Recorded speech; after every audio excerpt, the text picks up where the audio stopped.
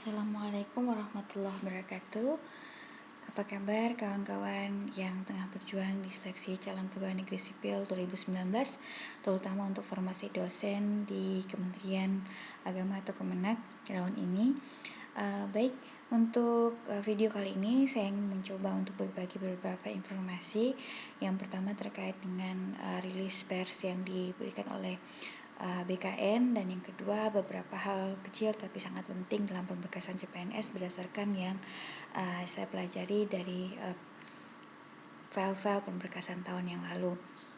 Baik teman-teman, kita coba lihat satu persatu informasi siaran pers BKN yang dirilis nomor 44 tahun 2020 ini terkait mengenai peserta lulus CPNS terlibat parpol otomatis gugur. Nah, ini teman-teman bisa baca sendiri juga ya, bahwasanya BKN mengatakan bahwa jika peserta yang lulus CPNS itu terbukti terlibat parpol maka otomatis gugur gitu ya. Tapi yang menjadi poin penting bagi saya di sini adalah bahwasanya tahun ini untuk proses penetapan CPNS NIP CPNS 2019 dilaksanakan melalui aplikasi Doku Digital. Jadi berarti semua dilakukan secara digital, teman-teman. Nah, ini menarik ya, artinya ada kelebihan dan kekurangannya juga untuk digital ini.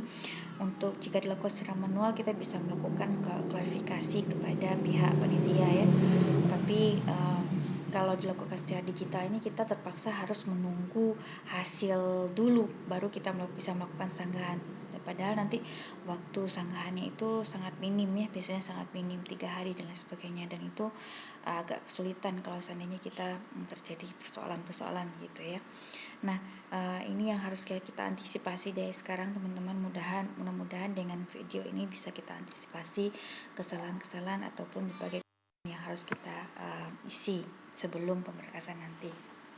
Dan untuk apabila ada yang gugur atau ada formasi yang memang tidak ada pelamar dan lain sebagainya, maka akan digantikan oleh pelamar dari formasi lain dengan jabatan kualifikasi pendidikan dan unit penempatan lokasi formasi yang sama yang memenuhi nilai ambang batas. Jadi bagi teman-teman yang nanti ranking 2 dan ranking 3 bisa jadi mereka-mereka yang lolos ya, karena tetap bisa lolos CPNS di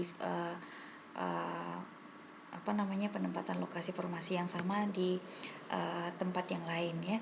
Jadi jangan berkecil hati dulu. Kemudian saya akan memberikan beberapa hal yang hal kecil yang harus kita perhatikan dalam lamaran, teman-teman. Yang pertama itu adalah pendidikan terakhir. Pendidikan terakhir ini benar-benar harus sama dengan kualifikasi pendidikan yang diminta ketika kita melamar formasi yang kita klik di administrasi kemarin, teman-teman. Jangan sampai berbeda ya. Silakan dibuka lagi file-filenya atau dicek lagi di pengumuman kemarin.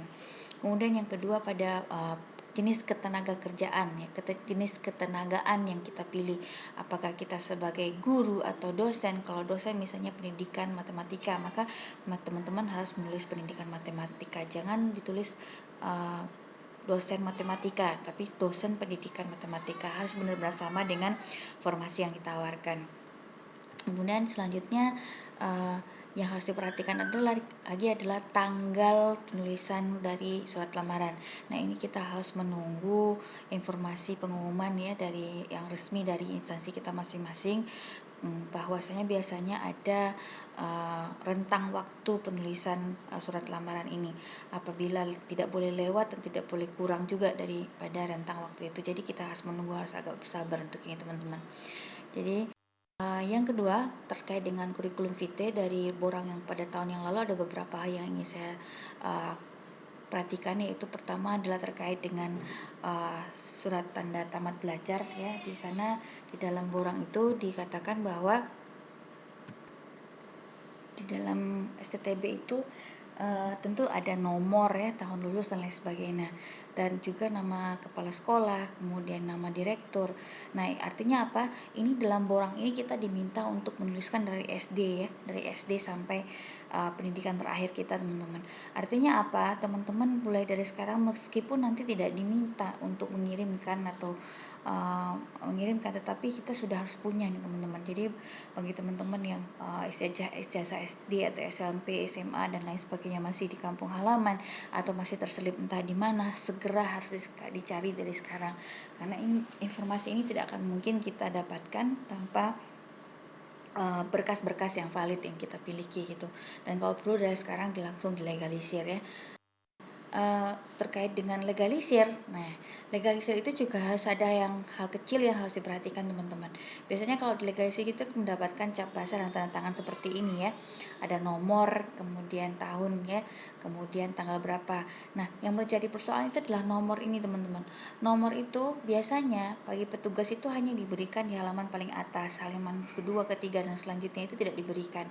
Nah, jangan sampai yang diupload atau jangan sampai yang diserahkan nanti adalah yang tidak memakai nomor. Jadi teman-teman harus mengcopy ke bawah dengan dituliskan sendiri atau pastikan bahwasanya sudah ada nomor suratnya ya untuk legalisirnya. Ini penting juga. Kemudian lanjut mengenai CV yang menjadi hal pengamatan saya selanjutnya adalah mengenai riwayat pekerjaan, yaitu tentang SK atau surat keputusan. Tentu harus ada pejabat, nomor, kemudian tanggal berapa SK tersebut dibuat. Namun yang menjadi hal yang penting lagi adalah peraturan yang dijadikan dasar. Nah, ini yang saya sendiri pun sampai sekarang masih belum mengetahui apa yang dimaksud dengan peraturan yang dijadikan dasar. Nah, saya mencoba melihat beberapa SK itu ada beberapa peraturan yang menjadi tertulis di dalam SK tersebut. Ketika kita membaca SK itu ada menimbang, mengingat. Nah di sana ada beberapa peraturan. Apakah ini yang menjadi acuan untuk mengisi peraturan yang menjadi dasar tersebut? Tapi di sini juga ada beberapa aturan nih, teman-teman, seperti peraturan pemerintah nomor 19, peraturan Menteri Keuangan Republik Indonesia nomor sekian-sekian ya. Nah, ini yang mana satu yang akan menjadi yang harus kita tuliskan di dalam borang kalau seandainya kita diminta untuk mengisi ini. Mungkin teman-teman tahun lalu sudah pernah pemberkasan, harap diberikan informasi ya, atau siapapun yang memiliki informasi tentang ini, tolong sekali untuk menulis di kolom komentar apa yang harus kita isi di sini. Kemudian surat pernyataan penempatan ini juga ada pada tahun lalu. Saya tidak tahu apakah juga akan ada pada tahun ini. Nah, di sini teman-teman tidak perlu bingung bahwasanya surat pernyataan rencana penempatan ini ditulis oleh panitia yang ada di satuan kerja kita masing-masing. Jadi nggak usah bingung ini maksudnya apa dan lain sebagainya ya. Saya sudah konfirmasi ini ke panitia satuan kerja dan mereka menyampaikan bahwa ini adalah ditulis oleh panitia satuan kerja sendiri. Dan hanya itu, teman-teman, yang bisa saya share untuk video kali ini. Mudah-mudahan membantu dan semoga insyaallah tahun ini lulus ASN dan diberkahi oleh Allah SWT yang menjadi ladang amal bagi kita, dan semoga Allah meridhoi kita menjadi aparatur sipil negara dan membangun bangsa negara Republik Indonesia ini menjadi lebih baik dan menjadi amal ibadah bagi kita. Terima kasih sudah menonton. Jangan lupa klik like, subscribe ya. Assalamualaikum warahmatullahi wabarakatuh.